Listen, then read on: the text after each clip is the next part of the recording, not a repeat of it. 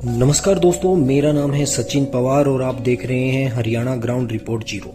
हमारा उद्देश्य केवल आप तक खबरें पहुंचाना नहीं है, परंतु खबरों से भी सबक लेना भी आपको जरूरी है।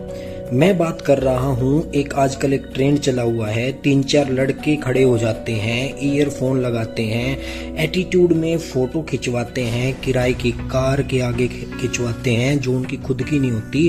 कोई बाइक पे स्टंट करता हुआ नजर आता है, कोई मोटी चेन गले में पहन के अपने आप को बदमाश दिखाने की कोशिश करते हैं। असल में अगर मैं बात करूं तो ये बदमाश नहीं है, ये एक नया ट्रेंड चल चुका है जो 10वीं क्लास से लेकर, अगर बात करूं तो अब तो 7th क्लास से लेकर 12th क्लास तक ट्रेंडिंग में आ चुका है, जो टीन एज के बच्चों को बिगाड़ रहा है। इस ट्रेंड को अगर मैं नाम दूं तो बदमाशी की धुन, परंतु एक्चुअल में अगर बात करें तो इनको बदमाशी के बारे में नहीं पता कि बदमाशी क्या होती है और उसके पीछे क्या क्या खोना पड़ सकता है। वो हकीकत से वाकिफ नहीं होते। ये लड़के ऐसे क्यों बनते हैं? पहला है गलत कंटेंट।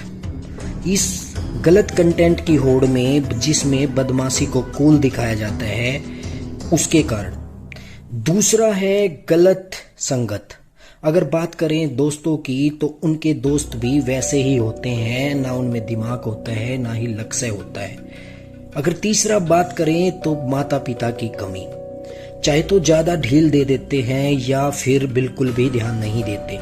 अगर चौथा बात करूं तो लक्ष्य की कमी, उनका कोई ड्रीम नहीं होता, उनका कोई सपना नहीं होता जो उनको जिंदगी की राह दिखाए, जिंदगी की एक सच्ची राह दिखाए और लक्ष्य की तरफ उनको आगे बढ़ाए।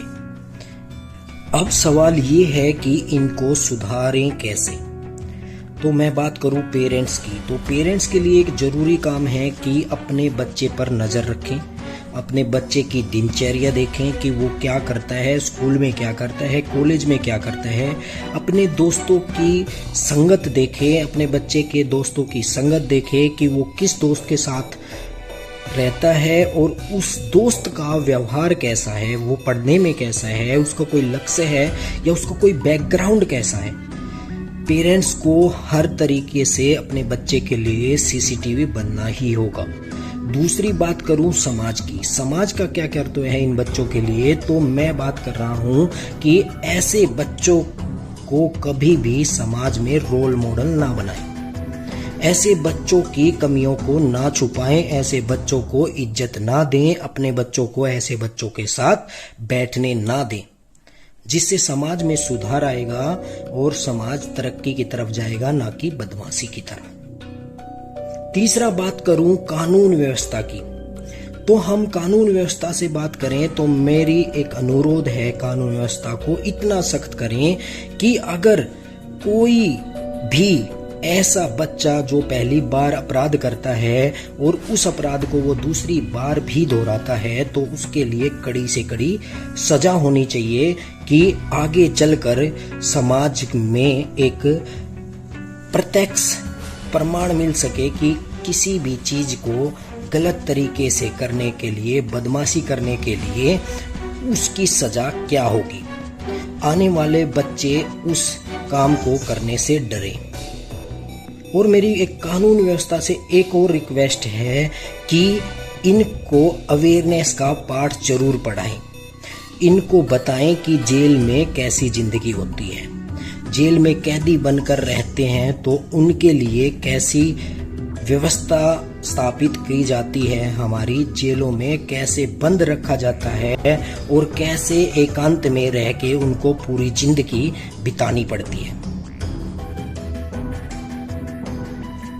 आखिर में उन बच्चों के लिए एक सवाल जो इस बदमाशी को अपना आइडल मानते हैं, बदमाशों को अपना आइडल मानते हैं। आपको बता दूं कि हर क्राइम के पीछे कोई कहानी होती है जिस कहानी को आप भाप नहीं सकते। अगर कोई बदमाश बनता है तो उसके पीछे कोई ना कोई आपत्तिजनक विवाद या कोई ऐसी सिचुएशन होती है जो उसको बिना सोचे बदमाशी की तरफ लेके चलती है।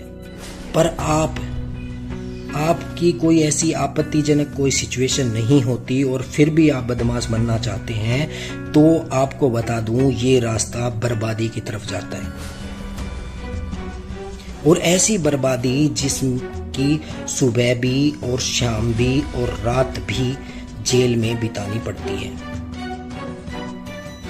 तो हकीकत ये है, आज आपको डिसाइड करना होगा, चाहे तो ये बेकार की जिंदगी आप पसंद कर सकते हो या फिर अपने माँ बाप के लिए या समाज के लिए एक रोल मॉडल बन सकते हो। अपने लक्ष्य को प्राप्त कर कर, कोई भी लक्ष्य, कोई भी ड्रीम आपका हो, जरूरी नहीं है कि गवर्नमेंट जॉब आपके पास हो, सरकारी नौकरी आपके पास हो। आप बिजनेस कर सकते हो, आप मेहनत करके कुछ भी कमा सकते हो, अपने पैशंस को फॉलो करके आप कुछ भी कर सकते हो, परंतु ऐसी राह बिल्कुल भी ना करें जिससे आपके माँ बाप को, समाज को, आपके आस पड़ोस को तकलीफ पहुंचे।